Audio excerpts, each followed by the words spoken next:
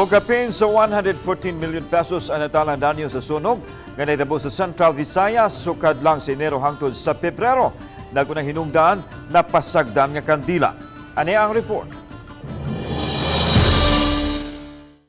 Sa buwan sa Enero lang, nining tuiga nakatala ang BFP og 115 ka sunog sa nagkadiyang lalawigan sa Central Visayas nga misumada ang danyo sa kapin 57 milyones ka pesos.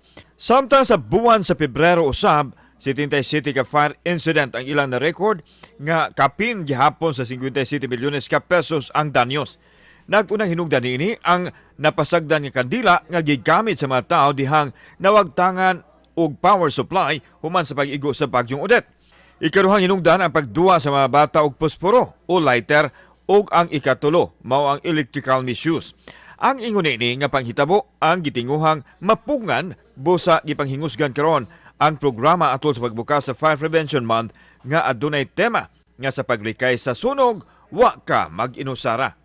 Fire prevention is never a solo work sa Bureau of Fire Protection lang.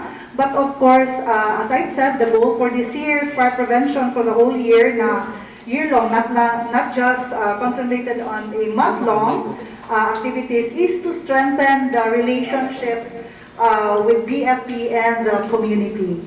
Push yun ang atong fire incidents because of our relentless campaign of this fire prevention campaign.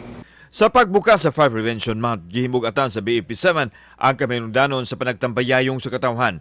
Dakong hagit kanila ang pandemya apan pinaagi sa ilang social media portal. Nagpadayon sila sa pag-abot sa katawhan bisan kadtong tuana sa suok-suok nga madapit. Lakip sa gitutukan sa BFP ang mga establishmento nga compliant sa Fire Safety Code. Gipalambo sa abdilang serbisyo sa mga gagmayng kalungsuran sa mga lalawigan ubos sa ilang jurisdiksyon o ang pagpakigalayon sa LGU o mismo sa kabaranggayan. Kauban si Clifford Lumayag, ako si Alan Domingo. Balitang Bisdak.